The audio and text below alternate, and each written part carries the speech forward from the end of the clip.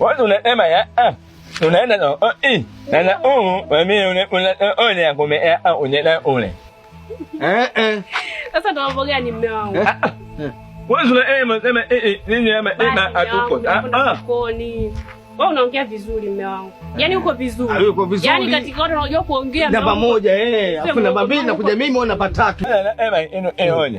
Unajenga saa moja. Saa moja.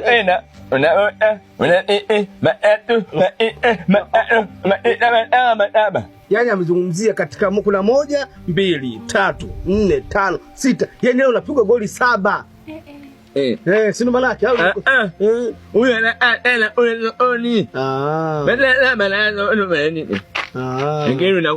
unang'oa hata sichelewi. Yaani leo sipitiko kwa masuzi sipiti leo nikifika tu sokoni na vitu vyangu mume wangu mimi kuja kukupikia. Tena leo nakupikia mume wangu mpaka yani utashangaa. Sasa hapo tuna angalia mwenyewe angalia tunaendelea ndugu yangu. Kwa hiyo baba, tumsifu Yesu Kristo.